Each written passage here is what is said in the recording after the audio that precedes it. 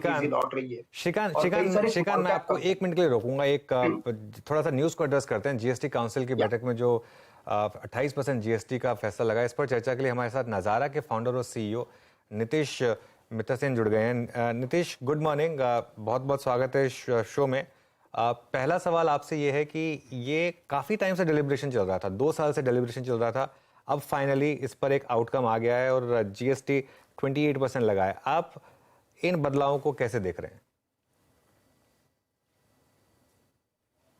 ये जो डिसीजन है, ये जो हमारे इंडस्ट्री में जो skill based real money gaming space है, जिसमें कंज्यूमर्स कुछ ना कुछ पैसा गेम में डालते हैं और फिर अगर वो गेम अच्छा खेलते हैं तो उसमें से उन्हें पैसा वापस मिलता है, विनिंग्स मिलती है।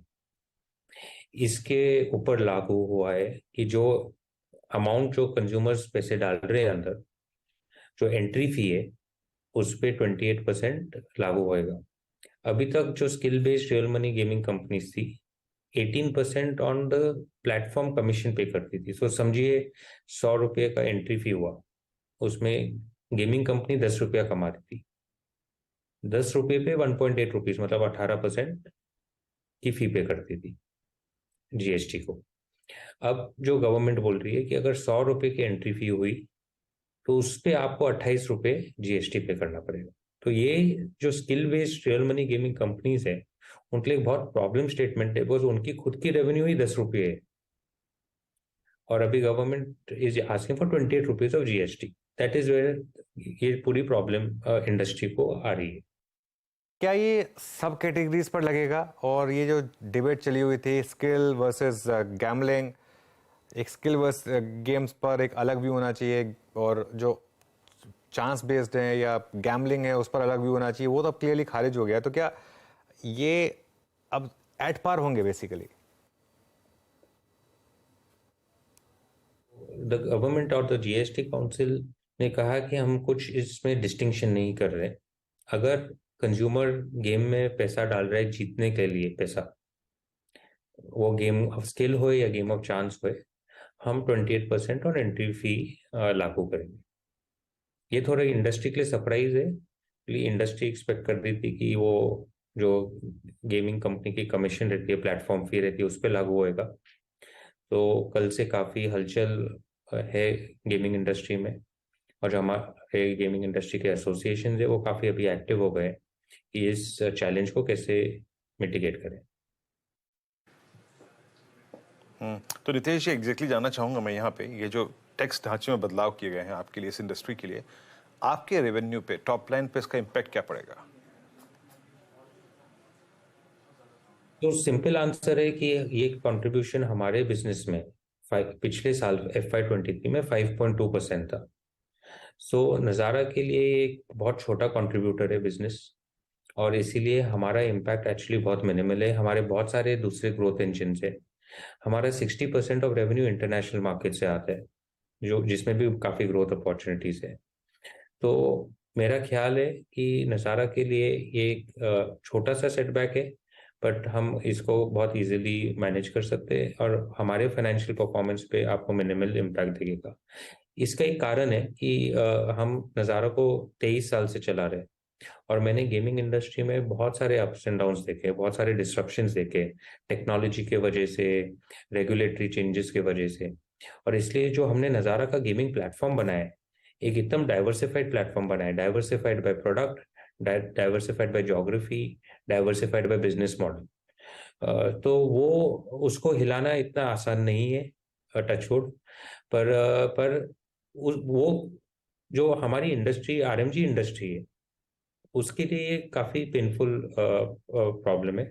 और Nazara is a large stakeholder in our industry, so we will play active role with the industry, with our peers, to try and find a solution.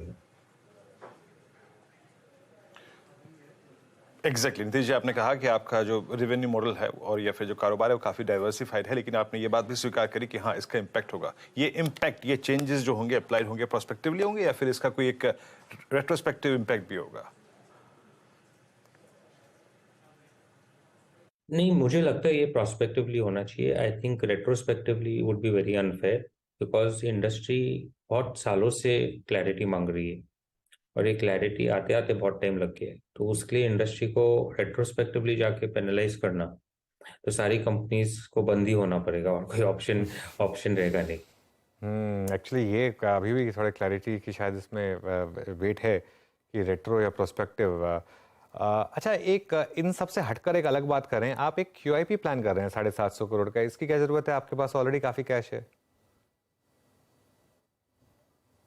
हमें लगता है कि जो मार्केट सेंटिमेंट पिछले 1-1.5 साल से रहा है इंडिया में भी और ग्लोबली, जहाँ मार्केट्स डाउन है, वैल्यूएशंस काफ़ी कंपनीज के नीचे है, उसके वजह से नज़ारा के पास बहुत सारे अच्छे अपॉर्चुनिटीज है। पिछले 1 साल में हमने काफ़ी, हमारी जो डील पाइपलाइन है उसको काफ़ी स्ट्रांग करा हुआ है। तो ये एक अच्छी अपॉर्चुनिटी है हमारे लिए, एक गेम चेंजिंग स्टेप्स लेने की। एंड इस कारण से ही हम ये QIP या जो भी प्रेफरेंशियल इशू करेंगे, फंड रेज करेंगे, इस विजन से करेंगे कि हम नज़ारा को एक दूसरे लेवल पे ले जा सके।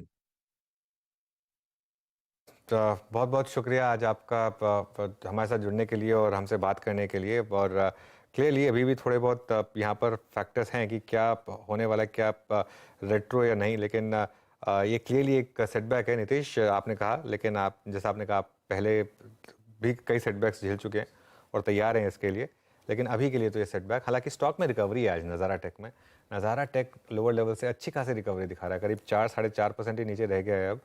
और डेल्टा की फ्रीज नहीं खुल रही है, बहुत इंटरेस्टिंग है। अब तक खुल जानी चाहिए थी, 1 घंटा हो गया ऑलमोस्ट, लेकिन 10% नीचे अब इस समय ये स्टॉक। चलिए अब अपने एक्सपर्ट्स के पास वापस चलते हैं। सचिन, सॉरी श्रीकांत, आपकी स्टॉक कॉल्स रह गई थी, बताइए इस समय की स्टॉक कॉल्स।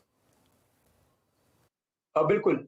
तो देखिए, अगर आज के दिन में अगर आप देखें तो कई कई सारे PSU स्टॉक्स में काफ़ी अच्छी एक्टिविटी बनी है और मुझे लगता है वहाँ पे फ़ोकस करना ज़रूरी है। साथ ही साथ कुछ small cap, mid cap companies में भी वापस एक्शन लौट रही है।